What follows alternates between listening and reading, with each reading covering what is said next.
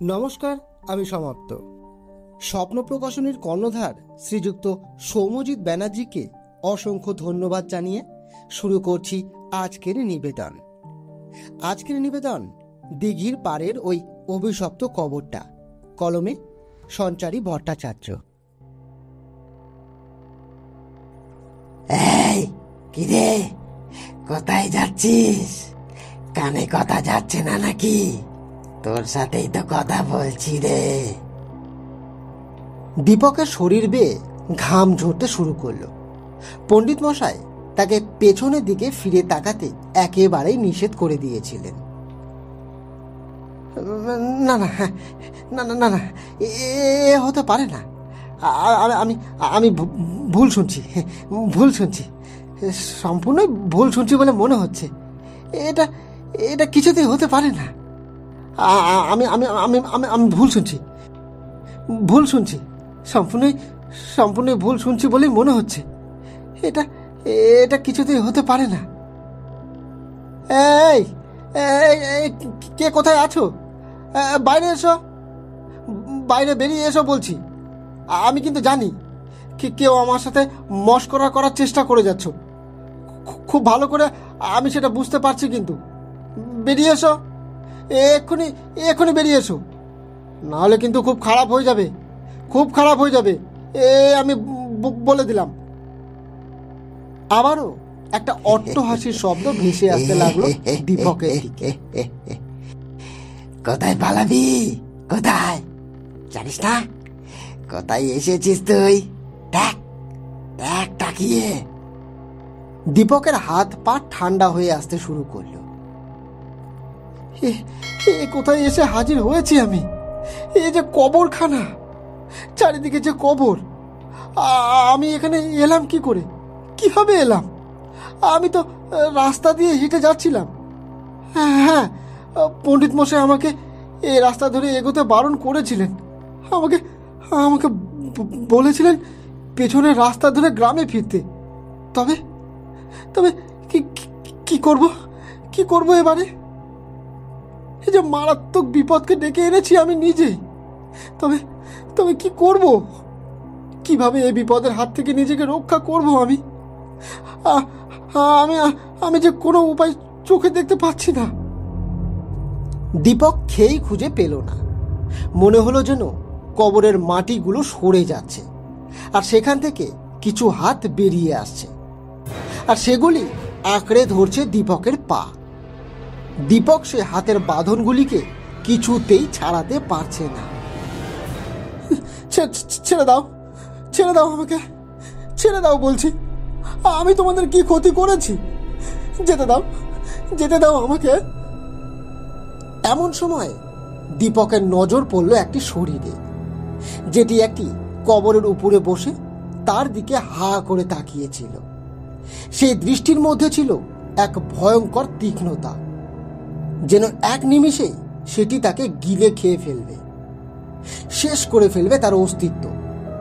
কর্কশ কণ্ঠে বলে উঠল সেই নারী পেট।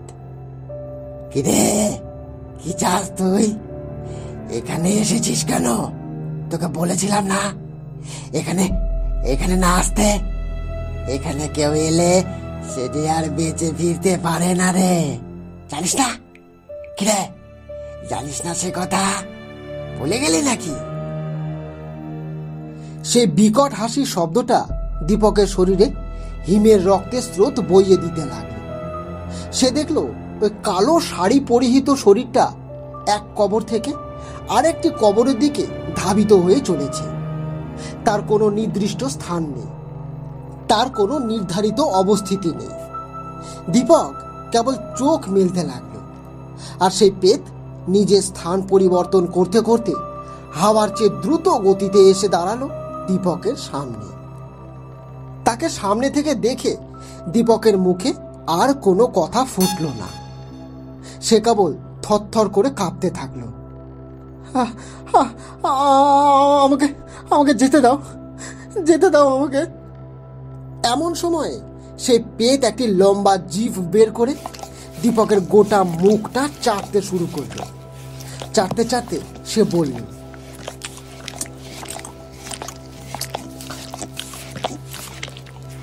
আহ, কি সুস্বাদু রে!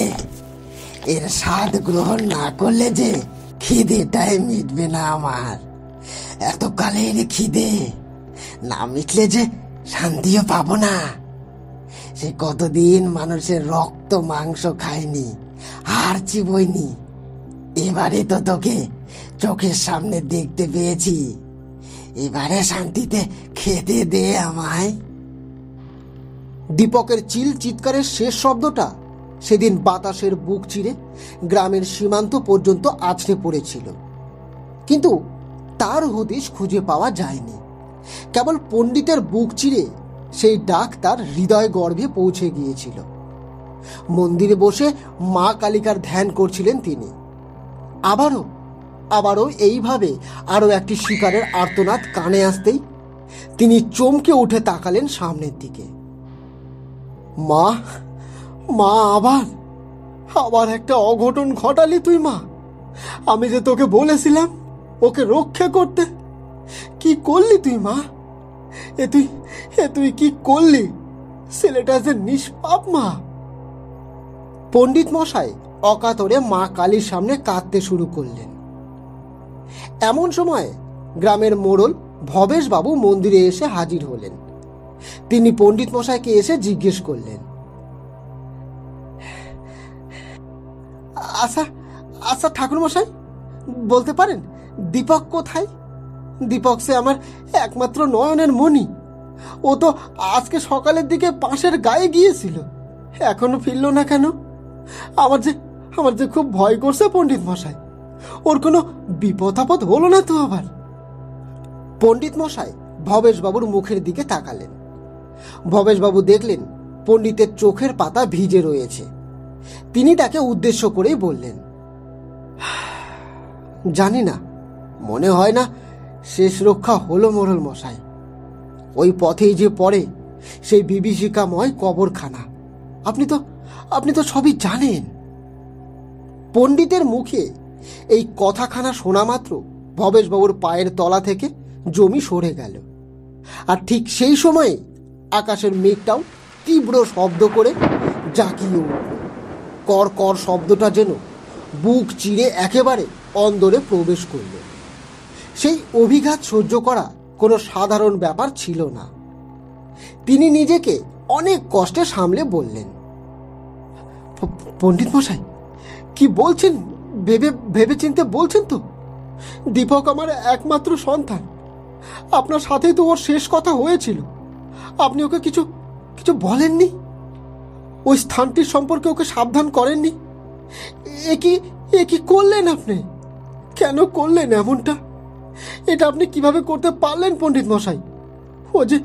ও যে এক অভিশপ্ত কবরখানা। ওই কবরখানার পাশ দিয়ে দিনের বেলাতেও কেউ যেতে চায় না। সেখানে এখন তো রাত। তবে কি আমার দীপক? না, এ হতে পারে না। এ কিছুতেই হতে পারে না পণ্ডিত মশাই। এবার পণ্ডিত মশাই উঠে দাঁড়ালেন। জানি না মোড়ল মশাই, আমিও চাই এসব ধারণা মিথ্যে হোক। দীপক সুস্থ সবলভাবে ফিরে আসুক এই গ্রামে। আমি সবসময় সেটা চাই। ওর মঙ্গল কামনাই আমি করি। কিন্তু হঠাৎ করে বুকের ভেতরটা কেমন যেন কেঁপে উঠল আমার। আর তারই সাথে আকাশ ভেদ করে এগিয়ে এলো ওই বাজের গর্জন। সবকিছু কেমন যেন একটা লাগছে আমার। এক ধোঁয়াশার পরিমণ্ডল সৃষ্টি হয়েছে চোখের সামনে। কিছুই আন্দাজ করতে পারছি না যে। আমাদেরকে তো অপেক্ষা করতে হবে, তাই না? এখন তো আন্দাজে কিছুই করা যাবে না। পুরোহিত মশাইয়ের কথা শুনেও নিশ্চিন্ত হতে পারলেন না ভবেশবাবু। তিনি বললেন, না, আমি কিছুতে শান্ত হয়ে বসে থাকতে পারবো না। আমার সন্তানের জীবন মরণ সমস্যা। এই অবস্থায় আমি কি করে হাত পা গুটিয়ে বসে থাকতে পারি বলুন তো? আহা, না হলে তো আর কোনো উপায় নেই। আপনাকে তো ধৈর্য ধরতেই হবে, তাই না? এইভাবে হঠকারিতায় কোনো সিদ্ধান্ত নেওয়াও তো আপনার পক্ষে হানিকারক সাব্যস্ত হতেই পারে। নিজের উপর বিশ্বাস রাখুন, ঈশ্বরের উপর বিশ্বাস রাখুন।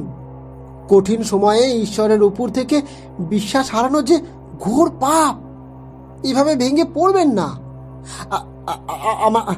আমার কথা শুনুন, আপনি বরং এখন ঘরে ফিরে যান।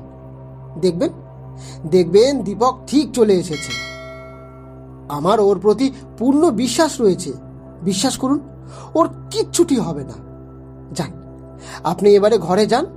এমনিতেও আবহাওয়ার অবস্থা একেবারে ভালো ঠেকছে না। একটু পরেই জোরে বৃষ্টি নামবে। তখন কি করবেন? যান, এবারে আপনিও বাড়ি ফিরে যান, আর আমিও আমার বাসায় ফিরি। এই বলে পণ্ডিত মশাই ওই স্থান ত্যাগ করে নিজের বাসার দিকে এগিয়ে যেতে লাগলেন। এদিক ওদিক দেখলেন, কিন্তু কাউকেই নজরে পড়ল না তার। এরপরে দেখলেন অনতি দূরে একটি গাছের সামনে কিছু একটা দাঁড়িয়ে রয়েছে। দূর থেকে দেখে তিনি সেভাবে কিছুটা আন্দাজও করতে পারছিলেন না, কিন্তু সামনের দিকে আর একটু এগোনোর সাথে সাথেই তার হাত পা ক্রমে ঠান্ডা হয়ে যেতে শুরু করলো। তিনি দেখলেন গাছের তলায় আর কেউ নয়, দাঁড়িয়ে রয়েছে দীপক স্বয়ং। তিনি দীপককে দুবার হাঁক দিলেন। দীপক, দীপক, আরে আরে ও দীপক, শুনতে পাচ্ছ আমার কথা? কিন্তু তিনি দেখলেন দীপক তার কোনো কথারই স্পষ্ট উত্তর দিল না, কেবল তার মুখের দিকে তাকিয়ে রইল। তিনি বিষয়টি আন্দাজ করতে না পেরে আবারও দীপককে হাঁক দিলেন। দীপক, আরে আরে ও দীপক, আমার কোনো কথার জবাব দিচ্ছ না কেন? কি গো, আরে কি হয়েছে বলবে তো? দীপক, আরে এদিকে এসো, এদিকে এসো দীপক, আরে ও দীপক। দীপক তখনও ঠিক ওইভাবেই এক দৃষ্টিতে তার দিকে হা করে চেয়ে রইল। এই বিষয়টি বেশ কয়েকবার ঘটতে দেখে পুরোহিত মশাইয়ের শিরা বেয়ে হিমের রক্তের স্রোত বইতে শুরু করল। তিনি কোনো কিছু ঠিকভাবে আন্দাজ করতে পারছিলেন না। এটা এটা কি আদেও দীপক? দীপক আমার কথা শুনতে পাচ্ছে, অথচ আমার দিকে এগিয়ে আসছে না কেন?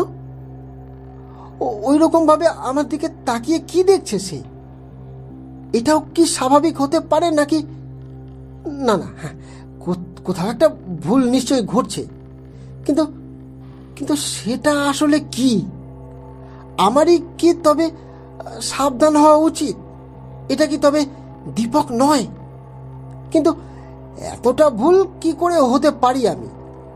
আজকে সকালে তো আমার সাথে দেখা করবার সময় দীপকের পরনে এই পোশাকটাই ছিল, তবে এতটা ভুল হতে পারে নাকি? না না, আমি আমি বেশি ভাবছি হয়তো। যাই, আমি বরং ওর দিকে একটু এগিয়েই যাই। ও হয়তো এত দূর থেকে কথা বলতে পারছে না, কাছে গেলে ঠিকই কথা বলতে পারবে। এ কথা ভেবে পণ্ডিত মশাই যেই না দীপকের দিকে পাখানা বাড়াতে যাবেন, এমন সময় তিনি দেখলেন ওই স্থানে আর কেউ নেই। জায়গাটা একেবারে ফাঁকা পড়ে রয়েছে। কারোর কোনো অস্তিত্ব ওনার নজরে পড়ল না। এটি দেখে তিনি থরথর করে কাঁপতে শুরু করলেন। না না, এ আমার চোখের ভুল কিছুতেই হতে পারে না।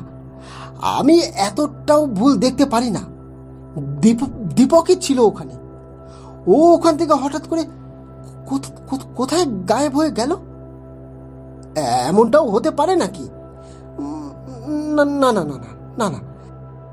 এমন সময় বাতাসের বুক চিরে একটা কাপা কণ্ঠ ভেসে এলো তার দিকে। পণ্ডিত, ও পণ্ডিত, এই যে আমি আপনার পেছনে দাঁড়িয়ে রয়েছি। এই দেখুন পণ্ডিত মশাই, ও পণ্ডিত মশাই, আমি ঠিক আপনার পেছনেই দাঁড়িয়ে রয়েছি, ঠিক আপনার পেছনে। পণ্ডিত মশাই পেছনের দিকে ঘুরে তাকাতেই দেখলেন দীপক একেবারে তার মুখের সামনে দাঁড়িয়ে রয়েছে। সহসা বিদ্যুতের ঝলকানি দীপকের মুখের উপরে পড়তেই তিনি দেখলেন দীপকের মুখের একদিকটা একেবারে কঙ্কালে পরিণত হয়েছে।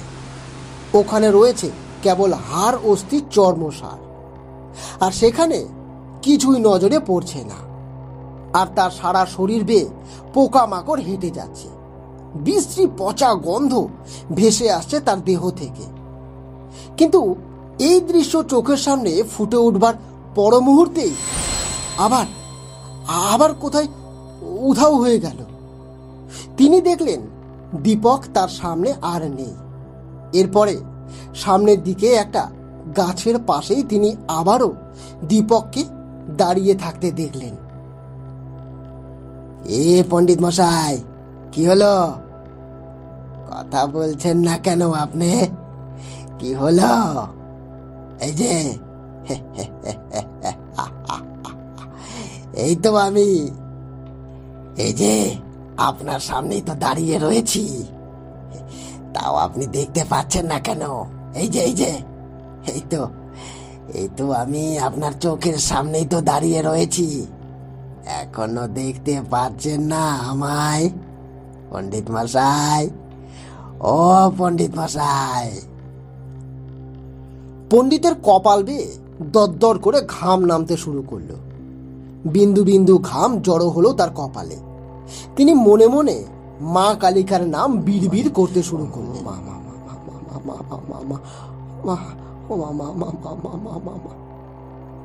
না, আমি আমি এত ভুল দেখতে পারি না। এ সত্যি নাকি মিথ্যে কিছু তো বুঝে উঠতে পারছি না। কিন্তু কিন্তু যদি এটা সত্যি হয়, তাহলে ওই অভিশাপ এবারে এই গ্রামে প্রবেশ করেছে। কিছুতেই ওই অভিশাপের কবল থেকে আমি গ্রামকে উদ্ধার করতে পারবো না, কিছুতেই না। নিজেকে এই সান্ত্বনা দিয়ে প্রাণপণে দৌড়তে শুরু করলেন পণ্ডিত মশাই। যেদিকে দু চোখ যায় তিনি সেদিকেই দৌড়ে চললেন। এমন সময়ে সহসা তিনি এসে পৌঁছলেন ভবেশবাবু অর্থাৎ গ্রামের মোড়লের বাড়িতে। ততক্ষণে খুব জোরে বৃষ্টি শুরু হয়ে গেছে। তিনি এসে হাঁক দিলেন ভবেশবাবু। ভবেশবাবু, ও ভবেশবাবু, ভবেশবাবু শুনছেন আমার কথা? কি হলো, আপনি কি শুনতে পাচ্ছেন আমার কথা? ও ভবেশবাবু, ভবেশবাবু। ভবেশবাবু নিশ্চিন্তে এসে দরজাখানা খুলে দিলেন। এরপরে পণ্ডিত মশাই ভবেশবাবুকে কিছু না বলেই তড়িঘড়ি করে তার ঘরের ভেতরে প্রবেশ করেছিলেন।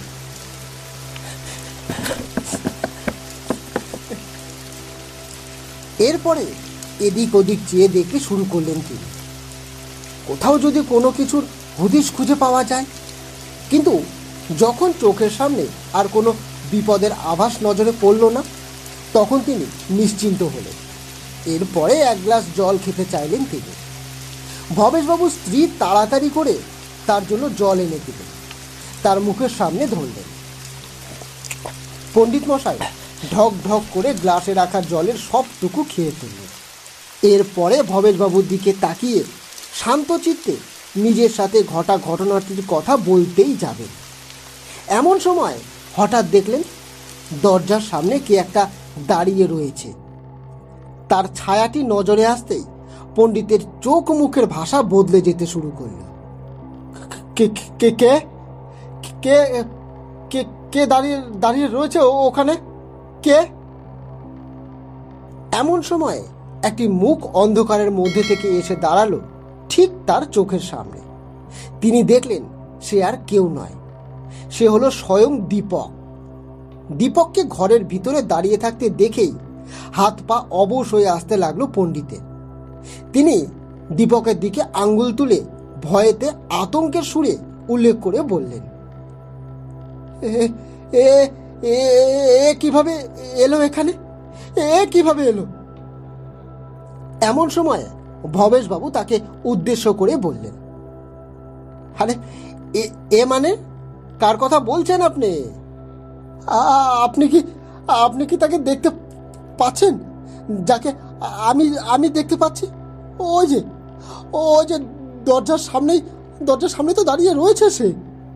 ঠিক আপনার দরজার একেবারে সামনে দাঁড়িয়ে রয়েছে সে। এখনো দেখতে পাচ্ছেন না তাকে? কি হলো বলুন না। আরে চুপ করে রয়েছেন কেন, বলুন। ভবেশবাবু দরজার দিকে তাকাতেই বলে উঠলেন, ও ও তাহলে তাহলে এই ব্যাপার। আরে বাবা, হ্যাঁ দেখতে পাবো না কেন? ও যে দীপক। দীপক তো অনেক আগেই বাড়িতে ফিরেছে, বৃষ্টি নামার আগে। আমি বাড়িতে ফিরে আসবার পরেই দেখলাম সে আমার আসবার আগেই বাড়িতে ফিরে এসেছে। আমার গিন্নি তো আমাকে তেমনটাই বলল। কেন, কি কি হয়েছে? আপনি তো এতক্ষণ ওর কথাই ভেবে ভয় পাচ্ছিলেন, তাই না? ভালোই তো হয়েছে, দীপক ভালোই ভালোই ফিরে এসেছে। এর থেকে ভালো কিছু কি আর হতে পারে? পণ্ডিত মশাই ভবেশবাবুর মুখের উপরে কোনো কথাই বলতে পারলেন না। উল্টে নিজেকে স্বাভাবিক দেখাতেও হলো তাকে। তিনি বললেন, হ্যাঁ হ্যাঁ হ্যাঁ হ্যাঁ মানে না না না মানে মানে সেটাই সেটাই সেটাই আমি আমি এটাই বলতে এসেছিলাম যে আমিও দীপককেই দেখেছি। পণ্ডিতের মুখে এ কথা শুনে ভবেশবাবু ও তার স্ত্রী হেসে ফেললেন। এরপরে বললেন, আরে আপনি কি করে ওকে দেখতে পেলেন পণ্ডিত মশাই? ও তো অনেক আগেই বাড়িতে ফিরে এসেছে। আর তাছাড়া আপনি তো অনেক পরে এসেছেন। দীপক তো বাড়িতে আসবার পরে আর বাইরেও বেরোয়নি। তাহলে এসব কি বলছেন বলুন তো আপনি? আপনার কি মাথা খারাপ হয়ে গেছে নাকি? আসলে আসলে আপনি সারাদিন অনেক চিন্তার মধ্যে থাকেন তো। হাজারো লোকের কথা শুনে চলতে হয় আপনাকে।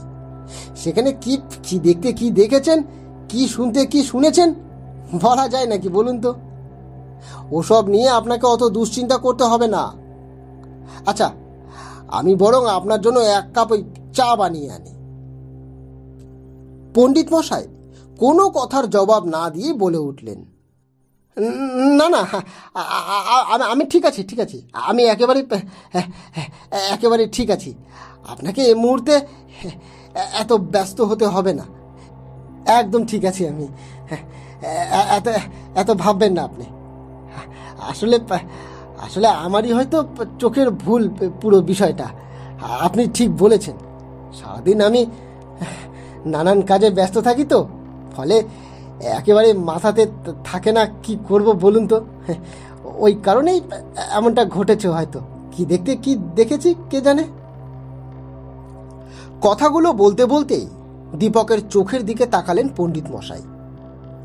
ওদিকে তাকানোর সাথে সাথে তিনি আবারও দীপকের মুখের এক পাশটা কঙ্কালসার অবস্থায় দেখলেন। সেখান থেকে রক্ত বেরিয়ে আসছিল, আর সেই সঙ্গে তার চোখের ভিতর থেকে লাল রক্তের এক আভা বেরিয়ে আসতে দেখলেন তিনি। দীপক তাকে বলে উঠল,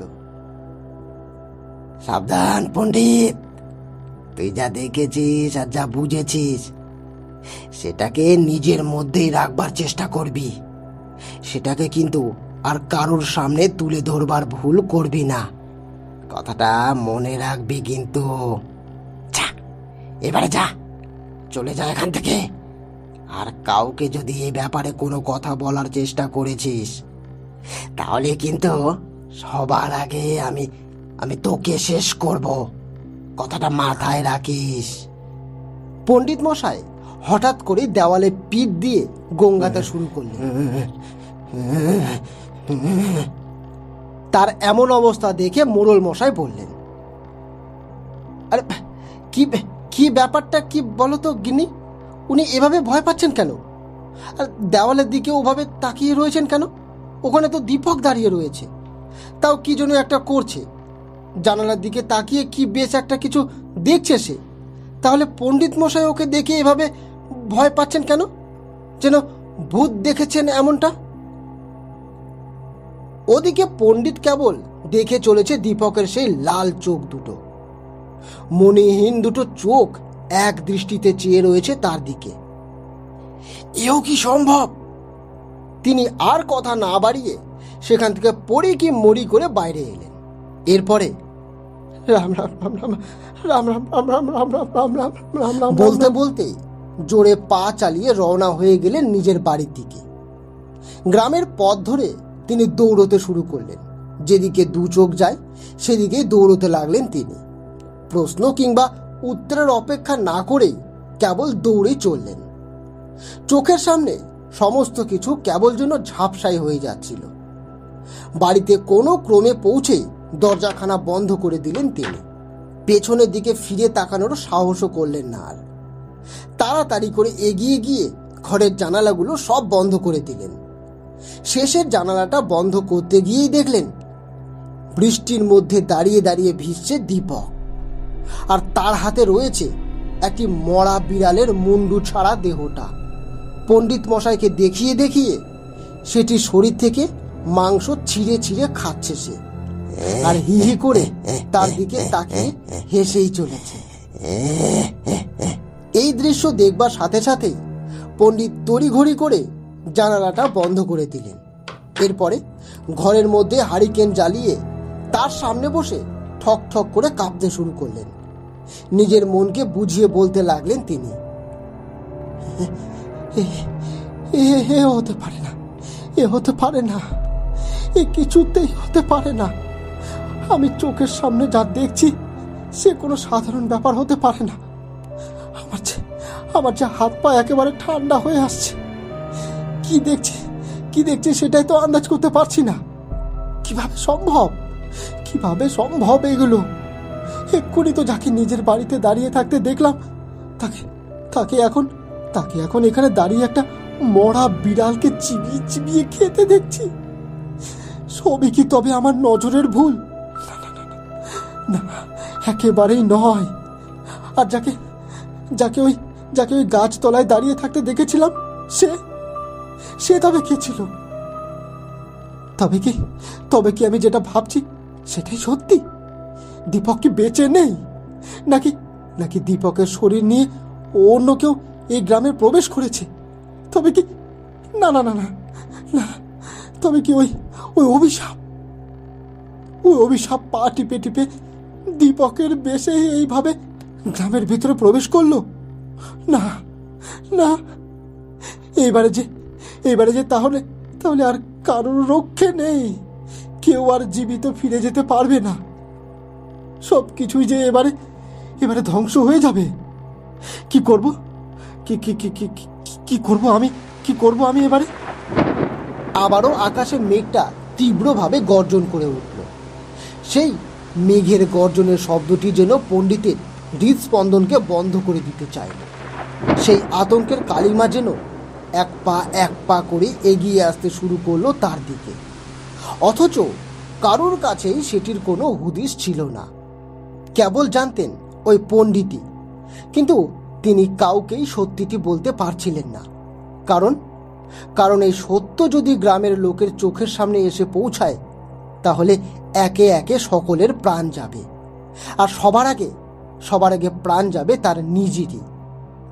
তাই যে সত্য তিনি জেনেছিলেন সেই সত্যের উপর থেকে পর্দা সরানোর অধিকার তার হাতেও ছিল না। এরপর থেকে আতঙ্কের প্রহরটা এমনভাবে তাকে গ্রাস করতে শুরু করলো যে তিনি বাড়ির বাইরে বেরোনোটাই বন্ধ করে দিলেন। যে মানুষটা নিয়মিতভাবে মন্দিরে পুজোর কাজ করতে বেরোতেন তিনি আর মন্দিরের উদ্দেশ্যে যেতে পারলেন না। ঘরের মধ্যেই বন্দি করে ফেললেন নিজেকে। তবে তিনি কেন বাড়ির বাইরে বেরোচ্ছেন না, গ্রামের মানুষের সাথে যোগাযোগ রক্ষা করছেন না, এই বিষয়টি সম্পর্কে জানবার জন্য অনেকেই উৎসুক হয়ে উঠেছিল। কিন্তু তিনি কাউকেই এই বিষয়ে কোনো কথা বলতে চাইলেন না। কেবল ঘরের ভেতরেই একটি স্থান দেখে সেখানে নিজেকে লুকিয়ে রাখতেই স্বাচ্ছন্দ্য অনুভব করলেন তিনি। এইভাবে নিজেকে লুকিয়ে রেখে কি তিনি গ্রামের ভবিষ্যৎকে সুরক্ষিত রাখতে পেরেছিলেন? না, একেবারেই নয়। এর সাথে ঘটে চলল আরো ভয়ঙ্কর সব কাণ্ড, যে কাণ্ডের হুদিস ওই গ্রামের লোকেরা কোনোদিনই পায়নি। এর পূর্বে কোনোদিনও ওই গ্রামে এমন কিছু ঘটেওনি। তাহলে কি ঘটেছিল সেখানে? কি হলো? গ্রামের মধ্যে কি তবে অভিশাপের বীজ আরো জাঁকিয়ে বসলো? নতুন করে ডালপালা বিস্তার করে নিজেকে আরো স্বমহিমায় প্রতিষ্ঠিত করলো? এই ঘটনাটি আরো ভালোভাবে মানুষের প্রকাশ্যে এলো যখন তারা চোখের সামনে ঘটতে দেখলেন আরো একটি দুর্ঘটনা। এক সপ্তাহ পণ্ডিত নিজেকে ঘরের ভেতরেই বন্দি করে রাখলেন। কিন্তু এরপরে নিজের প্রয়োজনে তাকে একদিন বাড়ির বাইরে বেরোতেই হলো। মন্দিরের দিকে অগ্রসর হতে যাবেন এমন সময় দেখলেন একটি বড় গাছের কাছে কিছু লোক জড়ো হয়েছে। একজোট হয়ে কিছু একটা দেখছেন তারা সকলে। কিন্তু কি সেখানে কি হয়েছে এই বিষয়টি জানতে সেদিকে এগোতে শুরু করলেন পণ্ডিত মশাই। কিন্তু গিয়ে তিনি যা দেখলেন সেটি এতদিনের পাওয়া ভয়ের থেকেও আরো অনেক বেশি ভয়ঙ্কর ছিল। পণ্ডিত মশাইয়ের পা আর সামনের দিকে এগোতে চাইল না, তবুও তিনি নিজের ভয় ও কৌতূহলকে চেপে রাখতে পারলেন না। তিনি এগিয়ে গেলেন। এরপরে দেখলেন একটি ছেলের শরীর থেকে মাথাটিকে কেউ আলাদা করে কেটে ফেলে রেখেছে। তার ওই কাটা মাথাটির চারপাশে মাছি ভন ভন করছে। তার মা সন্তানের সামনে বসে হা হুতাশ করছে। চারিদিকে জমাট বাঁধা রক্ত আর তাজা রক্তের গন্ধ ভেসে আসছে পণ্ডিতের নাকে। তিনি এই দেখে কিছু পা পিছিয়ে গেলেন। এদিক ওদিক চেয়ে দেখলেন কেউ দেখছে কিনা। এরপরে একবার পেছনের দিকে তাকালেন। সেখান থেকে মোড়লের বাড়ির দূরত্ব মাপলেন। এখান থেকে তো ভবেশবাবুর বাড়ির দূরত্ব খুব বেশি নয়। আরে এই ছেলেটির উপরে তো দীপকের কোনো আক্রোশও ছিল না। তবে কি সে এমনি গ্রামের মধ্যে ত্রাসের সৃষ্টি করবার উদ্দেশ্যে এই সকল কাজগুলো করে চলেছে, নাকি তার ভিতরে শয়তান ভর করেছে? কিছুই তো আন্দাজ করতে পারছি না আমি। এই কারণেই তো আমি নিজেকে এতগুলো দিন নিজের ঘরের ভেতরে বন্দি করে রেখে দিয়েছিলাম। আমি জানতাম ওই শয়তান এত সহজে ঠান্ডা হবে না। সেদিনকে আমি দীপকের যে রূপ দেখেছিলাম আর আজ চোখের সামনে যেভাবে এই লাশটিকে পড়ে থাকতে দেখছি, এই দুইয়ের মধ্যে কোনো তফাৎ নেই।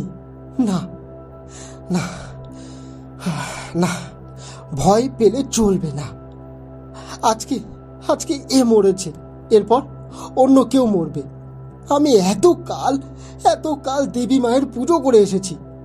দেবী মা যে গ্রামকে নিজে রক্ষা করেন, সেই গ্রামে কোনোদিনও কোনো বিপদ আসতে পারে না, একেবারেই না। কিছু তো একটা বিহিত করতেই হবে, সে যে করেই হোক করতেই হবে। এ কথা মনে মনে ভেবেই পণ্ডিত মশাই এগিয়ে চললেন মন্দিরের দিকে।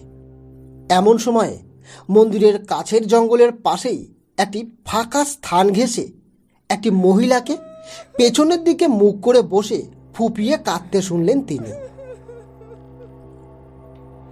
আমার সব শেষ হয়ে গেল রে, সব শেষ হয়ে গেল। পণ্ডিত মশাই বিষয়টি অনেকক্ষণ ধরেই লক্ষ্য করছিলেন। বিষয়টিকে ভালো করে দেখে তিনি নিজেকে আর সেখানে দাঁড় করিয়ে রাখতে পারলেন না। এগিয়ে গেলেন ওই মহিলার দিকে। ওই জায়গাটি ছিল একেবারেই শুনশান, কেউ কোথাও ছিল না। উনি গিয়ে জিজ্ঞেস করলেন, কি হলো, শুনছেন? এই যে শুনছেন, আমি আপনার সাথে কথা বলছি যে। আপনি এই নির্জন জায়গায় একা একা বসে এখানে কাঁদছেন কেন? কি হলো বলবেন তো? এই যে শুনছেন? অনেকক্ষণ এইভাবে ডাকাডাকির পরে ওই মহিলাটি পণ্ডিতের দিকে মুখ ফেরালেন। এরপর তিনি বললেন, গ্রামে মৃত্যুর মোড়ক লেগেছে, সে ফিরে এসেছে। কেউ কিন্তু কিছুই টের পাচ্ছে না। এরপরে একে একে সে সকলকে শেষ করে ফেলবে। ঠিক ঠিক ঠিক শেষ করে ফেলবে। কেউ বুঝতেও পারবে না। এখনো সময় আছে। গ্রাম খালি করে সকলকে চলে যেতে বলো, নইলে কেউ বাঁচবে না, কেউ না। আমার বড্ড ভয় করছে। মহিলাটির মুখটার দিকে তাকিয়ে পণ্ডিত হা করে তাকিয়ে রইল। এই মহিলাকে তো এর আগে কোনোদিনও এই গ্রামে দেখিনি। ইনি এলেন কোথা থেকে? আর হঠাৎ করে এসব কি বা বলছেন? উনি তো এই গ্রামে থাকেই না। তবে এই গ্রামে কি ঘটছে না ঘটছে সেই সব ব্যাপারে জানলেন কি করে? সত্যি বড্ড বড্ড আজগুবি ব্যাপার তো। পণ্ডিত মশাই 7-5 ভেবে আরেকটু এগিয়ে গেলেন ওই মহিলার দিকে। এরপরে তার হাতটি ধরে বললেন, এত এত ঘাবড়ে যাবেন না, সামনেই মন্দির রয়েছে, মন্দিরে চলুন, দেবীর দর্শন করুন, কোনো ভয় নেই, সব কিছু একদম ঠিক হয়ে যাবে। এই গ্রামে দেবীর বাস রয়েছে, উনি ঠিকই এই গ্রামকে রক্ষা করবেন। এতকাল ধরে এই গ্রামকে উনি রক্ষা করে এসেছেন, আজও করবেন, কোনো চিন্তা নেই। আসুন আসুন তো, আমার সাথে আসুন আসুন। মহিলাটি কথাটা শুনেই পণ্ডিতের দিকে হাতটা বাড়িয়ে দিলেন। পণ্ডিত মশাই তার হাতটি ধরে পেছন ফিরে মন্দিরের দিকে হাঁটতে যাবেন, এমন সময় তিনি অনুভব করলেন তার হাতটিকে কেউ শক্ত করে চেপে ধরেছে। কোনো মহিলার হাতের বাঁধুনি যে এত শক্ত হতে পারে তা তিনি কল্পনাও করতে পারলেন না। এরপরে মনে হলো কেউ যেন ধারালো নখের আঘাতে তার চামড়ার ভেতরের মাংস একেবারে খুবলে নিতে চাইছে। তিনি যন্ত্রণায় চিৎকার করে উঠে পিছনের দিকে তাকালেন। যা দেখলেন তা দেখা মাত্রই আবারও তার চক্ষু চড়ক গাছ হয়ে গেল। তিনি দেখলেন ওই মহিলাটির পরিবর্তে সেখানে দাঁড়িয়ে রয়েছে দীপক নিজে। এ কিভাবে সম্ভব? তুমি তুমি হঠাৎ করে এমন বদলে যেতে পারো কি করে? এখানে তো ওই মহিলা ছিলেন, তুমি এখানে এলে কিভাবে? এমন সময় দীপক বিকট ভাবে হাসতে শুরু করল।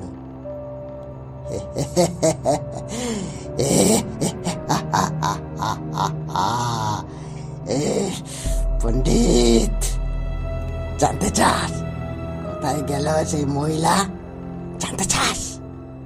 এই কথা বলার সাথে সাথে দীপক পণ্ডিতকে এমন কিছু দেখালো যা ভাষা দিয়ে প্রকাশ করা যায় না। ধীরে ধীরে দীপকের চেহারা সম্পূর্ণ বদলে যেতে শুরু করলো, আর তিনি দেখলেন দীপকের চেহারাটি একবার সেই মহিলার আদল ধারণ করলো, আরেকবার দীপকের। এরপরে আবারও সেই বীভৎস দৃশ্য ফুটে উঠল তার সামনে। দীপকের মুখে একাংশ বদলে গেল নরকঙ্কালে। ওই অংশে ছিল না কোনো মাংস, ছিল না কোনো হাড়, আর মাংস ঝুলছিল, আর ছিল তাজা রক্তের ছাপ। দিনের আলোতেও যে এমন বিকট দৃশ্য দেখা যেতে পারে এ কথা ভেবেও শিউরে উঠলেন তিনি। কিন্তু তা কিভাবে সম্ভব? কি প্রকারে সম্ভব? এমনটাও কি হতে পারে? না না, ভুল দেখছি, আমি ভুল দেখছি। সেই সময় আবারও পেটের আত্মচিৎকারে ফেটে পড়ল চতুর্দিক। বাঁচতে চাস তো এসবের ভিতরে নাক গলানোর চেষ্টা করিস না পণ্ডিত। তোর নাকটা এখনো এত লম্বা হয়নি যে তোকে সব জায়গায় গলাতে হবে, আর তোকে গলাতে দিলে তো গলাবি।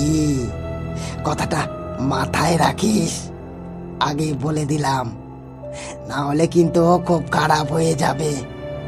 আজকে ওই ছেলেটাকে যেভাবে পড়ে থাকতে দেখলি, ঠিক সেভাবে কিন্তু একদিন তোর লাশটাও নদীর পাড়ে কিংবা জঙ্গলের পাশে কিংবা তোর পছন্দের মন্দিরের বাইরেও পড়ে থাকতে দেখা যেতে পারে। সেদিন কে বাঁচাবে তোকে? কে? ভাবিস না নিজের কুটিরে গা ঢাকা দিয়ে বসে থাকলেই 7 খুন মাফ হয়ে যাবে। আমার এই চোখ দুটো দেখছিস না, তোর দিকেই তাক করে রয়েছে। তুই ভাবতেও পারবি না, আর সেই কাজটা আমি করে দেব, এটা মনে রাখিস পণ্ডিত। পণ্ডিত কিছু বলার আগে দীপক সেখান থেকে গায়েব হয়ে গেল। হাওয়া যেন গ্রাস করে ফেলল তাকে। তাকে আর কোথাও কোনোভাবে খুঁজে পেল না পণ্ডিত। সে কোথায়? সে গেল কোথায়? এই দিনের বেলাতেও আলোর মাঝে কিভাবে সে গায়েব হয়ে গেল? এটা কেউ আন্দাজ করতেও পারল না। সবকিছুই যেন অবাক করছিল তাকে। কিন্তু কাকে বলতেন তিনি? এ যে কেবল নিজের আত্ম উপলব্ধি ছাড়া আর কিছুই ছিল না। কাকে বলবেন তিনি? তার কাছে নিজের এই অব্যক্ত যন্ত্রণার কথা জানাবেন তিনি? সবটাই ছিল চোখের সামনে, অথচ বিশ্বাস করানো ছিল খুবই কঠিন। তিনি কোনো ক্রমে নিজের মনে সাহস এনে মন্দিরের দিকে এগোতে শুরু করলেন। প্রতিক্ষণে মনে হতে লাগলো সেই অট্টহাসির শব্দ যেন তাকে ধাওয়া করছে। পেছনের দিক থেকে কেউ যেন ধেয়ে আসছে তার দিকে। প্রতিটি মুহূর্ত যেন তার প্রাণ নিতে চাইছে, তাকে সত্যের সাথে পরিচয় করাতে চাইছে। কিন্তু কিন্তু কি সেই সত্য? কি আছে সে ভয়ঙ্কর সত্যের গহ্বরে? কে রয়েছে সেখানে? কে এই নারী? আর কেই বা এই দীপক? সে কি জীবিত নাকি মৃত? এমন হাজারো প্রশ্ন ভিড় করতে লাগলো পণ্ডিতের মনকে। তবুও তিনি কোনো সুরাহা খুঁজে পেলেন না। শেষে গিয়ে আছড়ে পড়লেন মায়ের পায়ে। মা, মারে, এ কি করলি মা? এতকালের ডাককে মিথ্যে করে দিলি মা। যেখানে তুই রয়েছিস সেখানে এত বড় পাপ কাজ কিভাবে হতে পারে মা? বল মা, বল বল, আমাকে বল। মা পাথরের মতন দাঁড়িয়ে রইলেন। কিন্তু সেই সময় হঠাৎ করে ঝড় উঠল। আকাশ বাতাস মুখরিত হয়ে উঠল। মন্দিরের ঘণ্টাগুলি আন্দোলিত হতে শুরু করল। কেমন যেন একটা লাগছে। মনে হচ্ছে যেন কারোর পায়ের শব্দ শুনতে পাচ্ছি। মনে হচ্ছে কেউ যেন এদিকে এগিয়ে আসছে। মন্দিরের সিঁড়ি পেরিয়ে এদিকে এগিয়ে আসছেন তিনি। কে কে কে? তার প্রতিটি পায়ের পদক্ষেপের শব্দ কানে ভাসতে লাগলো পণ্ডিতের। তিনি পেছনের দিকে ঘুরে তাকাতেই দেখলেন এক সাধক সেখানে এসে তার সামনে দাঁড়িয়েছে। তার দিকে অবচেতনে ছুটে গেলেন তিনি। বাবা, বাবা, চরম সংকটে পড়েছি বাবা। আপনি এর একটি বিহিত করুন। এ যে ভয়ঙ্কর সংকট বাবা, কিভাবে এর হাত থেকে রক্ষা পাবো বাবা আমরা? সাধক তখন পণ্ডিতকে তার পায়ের থেকে সরালেন। এরপর তাকে শান্ত হওয়ার পরামর্শও দিলেন। এরপরে বললেন, শান্ত হও, শান্ত হও, একেবারে শান্ত হও। আমি সবটাই জানি, কি ঘটছে, কেন ঘটছে সবটাই। আমি হিমালয়ের উদ্দেশ্যে পাড়ি দিচ্ছিলাম, কিন্তু মনে হলো যেন কোনো শুভ শক্তি আমাকে ডাকছে, আমাকে এক বিশেষ জায়গায় যাওয়ার জন্য অনুরোধ করছে। কিন্তু এখন বুঝতে পারছি সেই ডাক ভুল ছিল না। এমনকি সেই ডাকে সাড়া দেওয়াটাও একেবারেই ভুল সিদ্ধান্ত ছিল না। আমি যা করেছি ঠিকই করেছি। আমাকে তোমাদের প্রয়োজন ছিল, সেই কারণেই দেবী মা স্বয়ং আমাকে এখানে পাঠিয়েছেন। এই গ্রামের সীমান্তে পা রাখবার সাথে সাথেই আমি সেই কালো শক্তির ব্যাপারে অনেকটাই আন্দাজ করতে পেরেছিলাম। এই কালো শক্তি যে কোনো কালো শক্তি নয়, ওই কবরের অভিশাপ। এক পুরনো কবরের মধ্যেই লুকিয়েছিল ওই প্রেতাত্মা। সে এতকাল ধরে শরীরের খোঁজ করছিল, আর ওই দীপক নামের ছেলেটি সেখানেই যায়। আর এরপরে ওই প্রেতাত্মা এই ছেলেটির প্রাণ হরণ করে। পণ্ডিত মশাই অনেক ভেবে বললেন, প্রাণ প্রাণ হরণ করে বলতে? প্রাণী যদি না থাকে তাহলে দীপক চলে ফিরে বেড়াচ্ছে কিভাবে? সাধক বলে উঠলেন,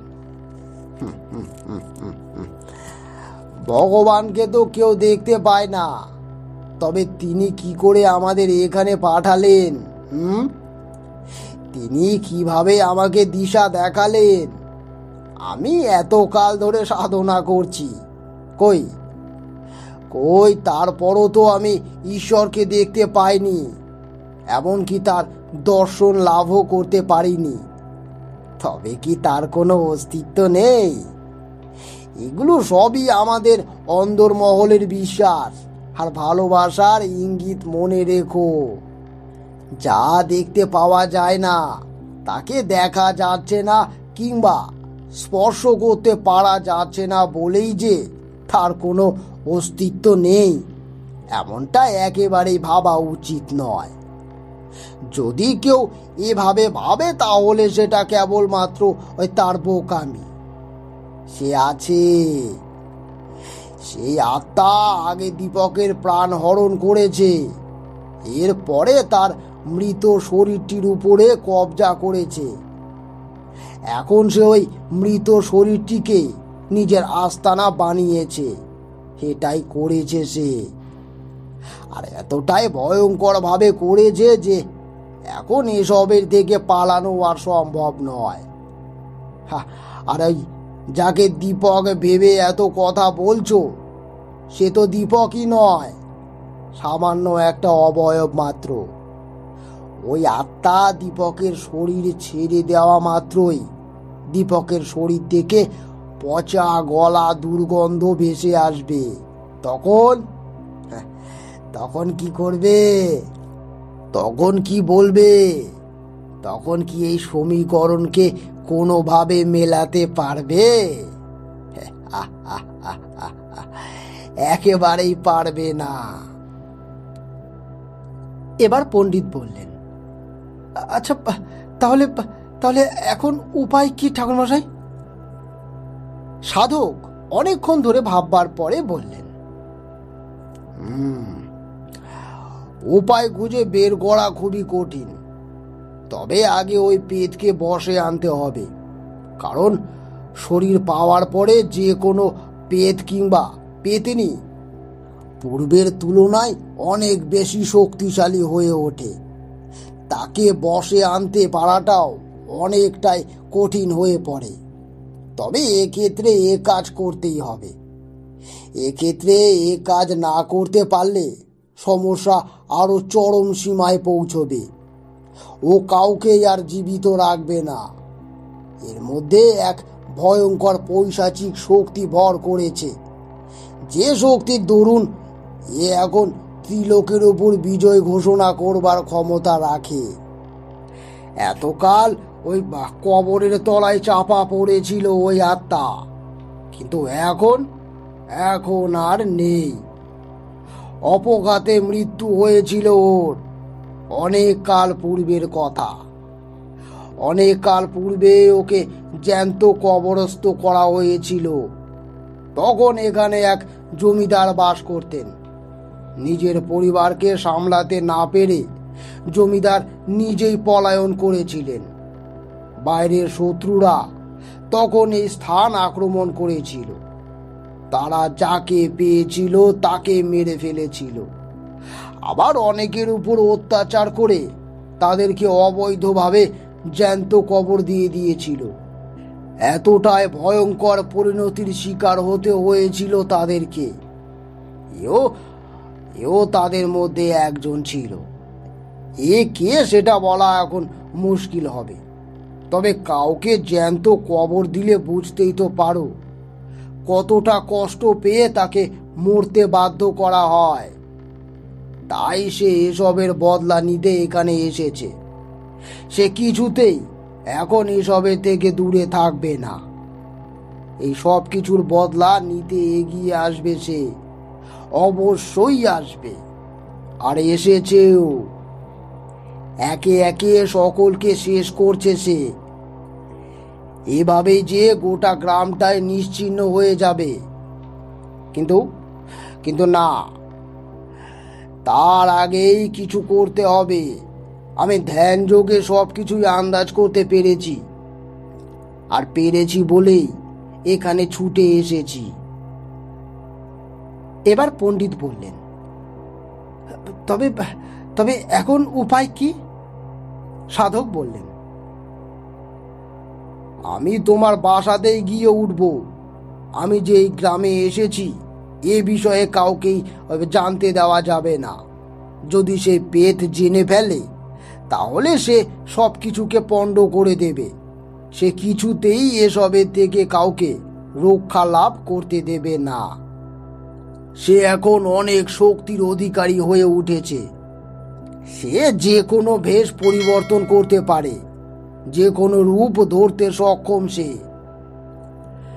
তাই এখন সাবধানতা বজায় রেখে আমাদেরকে সবটা করতে হবে। আগামী অমাবস্যার পূর্বেই আমাদেরকে ওই কবরখানায় যেতে হবে, আর সেখানে গিয়েই আহ্বান করতে হবে সেই পেতনিকে। সে ঠিক আসবে। আমি তাকে মন্ত্র বলে আসতে বাধ্য করব। দেখি দেখি তারপরে সে কি করে, কতটা ক্ষমতা আছে তার মধ্যে। হ্যাঁ, এবারে এবারে আমিও দেখব। সেদিনের পর থেকে সাধক পণ্ডিতের বাড়িতেই থাকতে শুরু করলেন। তবে তিনি খুব সন্তর্পণে সকলের অলক্ষ্যে ওই বাড়িটির ভেতর থেকে সাধনার দ্বারা আরও শক্তি আয়ত্ত করতে থাকলেন। কিন্তু এখানেই সবটা শেষ হলো না। তার শক্তি আহরণের সময়কালের মধ্যেই ঘটে যেতে থাকলো আরও ভয়ঙ্কর সমস্ত ঘটনা। একে একে নৃশংসভাবে মৃত্যু ঘটতে থাকলো গ্রামের বহু নিরীহ মানুষের। কিন্তু এত কিছুর ভেতরে সেই দিনটাও এসে হাজির হলো। অমাবস্যার দিনে সাধক পণ্ডিতকে উদ্দেশ্য করেই বললেন, গ্রামে এত কাল ধরে যে মৃত্যুর হার এই চরম পর্যায়ে পৌঁছেছে, এবারে আন্দাজ করতে পারছো তো এসবের আড়ালে কে রয়েছে? দীপকের যে আদতেও কোনো অস্তিত্ব নেই, সেটি তো গতকাল রাতের বেলায় ওর বাড়িতে গিয়ে তুমি দেখেছো। ওর খাটের উপরে একটি কঙ্কালকে শুয়ে থাকতে দেখে এসেছো। এর পরেও কি তোমার কোনো প্রমাণের প্রয়োজন রয়েছে? এবার পণ্ডিত বললেন, না না না বাবা, আমার কোনো প্রয়োজনই নেই, আর কিচ্ছু জানবার প্রয়োজন নেই। আমি অনেক কিছুই আন্দাজ করে ফেলতে পেরেছি। এবারে আপনি যেভাবে বলবেন আমিও ঠিক সেভাবেই কাজ করতে থাকব। বলুন না, বলুন এবারে কি করতে হবে আমাদেরকে? কাউকে জানতে দেওয়া চলবে না। আজকের রাতের বেলাতে, বেশ গভীর রাতের দিকে আমি তোমাকে সাথে নিয়ে ওই কবরের উদ্দেশ্যে রওনা হয়ে যাব। সেখানে পৌঁছেই দেখবে কি হয়। তুমি আমার সাথেই থাকবে, তবে সাবধান সাবধান। এই সকল অপঘাতে মরা পেতেরা কিন্তু অনেক রকমের ছল করতে পারে। তারা মৃত মানুষকেও তোমার চোখের সামনে নিয়ে এসে দাঁড় করিয়ে দিতে পারে। হারিয়ে যাওয়া অনেক কিছুকে আবারও তোমার সামনে নিয়ে এসে দাঁড় করিয়ে দিতে পারে, এমনকি যা তোমার পাওয়ার বাসনাও ছিল, সেই সব কিছুকেই আবারও তোমার সামনে এনে দাঁড় করিয়ে দিতে পারে। কি করবে তখন তুমি? কি করবে? পণ্ডিত সাধকের মুখে এই কথা শুনে চমকে উঠল। সত্যি তো কি করব আমি তখন? ভয়ের কারণ নেই, তুমি আমার সাথেই থেকো। আমি একমাত্র সত্যি, আর বাকি সব মিথ্যা। এই বিষয়টি কিন্তু তোমাকে বুঝতে হবে। তাই আমি বলা না পর্যন্ত তুমি কোনো কাজ করবে না, এমনকি কোনো কিছুকে স্পর্শ পর্যন্ত করবে না। মনে থাকবে কথাগুলো? এবার পণ্ডিত মশাই বললেন, হ্যাঁ হ্যাঁ হ্যাঁ হ্যাঁ ঠাকুরমশাই, হ্যাঁ মনে থাকবে। নাও, এবারে তাহলে প্রস্তুতি নিয়ে নেওয়া যাক। আমাদেরকে আজকের গভীর রাতের দিকেই ওই কবরখানার উদ্দেশ্যে রওনা হয়ে যেতে হবে। নাও, সাথে এই মাদুলি রাখো, এটিকে গলায় পরে নাও, আর হাতে রাখো এই কবচটিকে। সেটিকে বাম হাতে ভালো করে বেঁধে নাও। এমনকি আমিও যদি তোমাকে বলি তবুও নয়। মায়া মোহের জালে জড়িয়ে পড়লে কিন্তু আমি কেন, স্বয়ং ঈশ্বরও তোমাকে আজকে রক্ষা করতে পারবে না। কথাটা স্মরণে রেখো। রাত ঘন হলো। সাধক ও পণ্ডিত নিজের হাতে একটি মশাল নিয়ে বেরিয়ে পড়লেন সেই প্রাচীন কবরের উদ্দেশ্যে। মাঝে মাঝে এক পশলা বৃষ্টিও পড়তে শুরু করলো। কবরের কাছে এসে দাঁড়ালেন সাধক। এরপরে বললেন, ওই দেখো সেই কবরখানা। তোমাকে বলেছিলাম না ওই কবরখানা অভিশপ্ত। এবারে আন্দাজ করতে পারছো তো? পণ্ডিত বললেন, আশেপাশে তো কিছুই নেই। দূরে একটা গ্রাম দেখতে পাওয়া যাচ্ছে, আর আর ওই যে ওই অভিশপ্ত কবরখানা। আমার যে ভীষণ ভয় করছে সাধক। আমি আপনার সাথে ওখানে যাব কি করে? এবার সাধক বললেন, কোনো ভয় নেই, তুমি আমার সাথে এসো। ওইদিকে আমাদেরকে যেতেই হবে, যে না হলে কোনো উপায় নেই। আর তোমাকে এভাবে এখানে একা ফেলে রেখে আমি যেতেও পারবো না। শেষে বিপদ আরো বাড়তে পারে।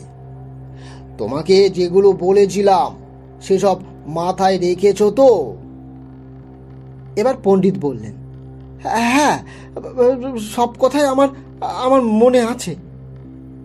সাধক বললেন, বাহ, বেশ, তাহলে চলো ওদিকে এগিয়ে যায়। এক্ষুনি আরো জোরে বৃষ্টি শুরু হবে। তারা দুজনেই কবরটির দিকে এগিয়ে যেতে লাগলেন। কবরের কাছে পৌঁছেই পণ্ডিত দেখলেন ওখান থেকে ভেসে আসছে নানান রকমের ভয়ঙ্কর আর্তনাদের সুর, আর সেই সঙ্গে ভেসে আসছে আরো ভয়াল সব চিৎকারের শব্দ। সাধক বললেন, ভয়ের কোনো কারণ নেই, সব ঠিক হয়ে যাবে।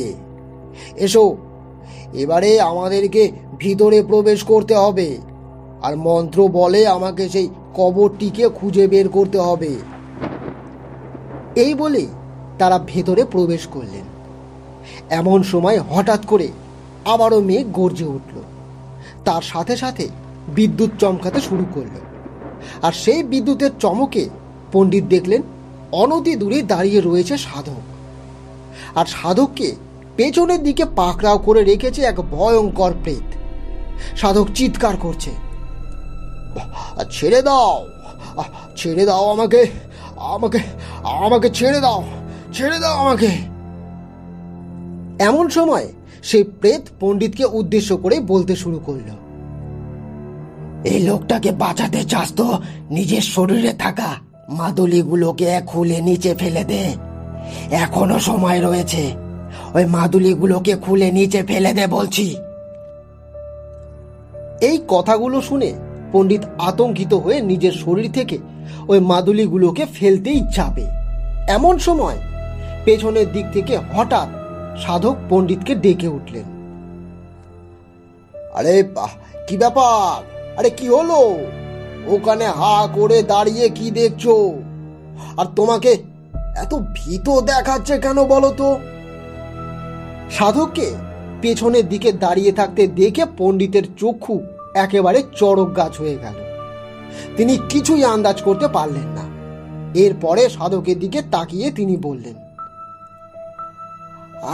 আপনি আপনি এখানে তো, এই তো এখানে সামনেই ছিলেন। এক্ষুনি আমি আপনাকে ধরে রাখতে দেখেছি একটি প্রেতকে। সে শক্ত করে আপনাকে ধরে রেখেছিল। এই তো এক্ষুনি এক্ষুনি চোখের সামনে আমি তাকে দেখেছি। কোথায় গেল? কোথায় গেল সে? কোথায় গেল? না না, আপনি আপনি মিথ্যে। আমি যেটা দেখেছি সেটাই সত্যি। এবার সাধক বললেন, হা হা, না, যেটা দেখেছো সেটাই মিথ্যে, আমি সত্যি। আর কেন তোমাকে মাদুলি খুলে ফেলতে বলবো? আমি তোমাকে বলেছিলাম না, ওই পেতেরা তোমার সাথে অনেকভাবেই ছল করবার চেষ্টা করেই চলবে। তখন তোমাকেই নিজেকে সাবধানে থাকতে হবে।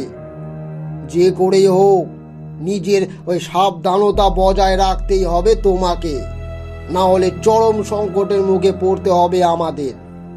দেখলে তো চোখের সামনে কেমন ওরা ওই আমার রূপ ধারণ করে তোমাকে দেখা দিল।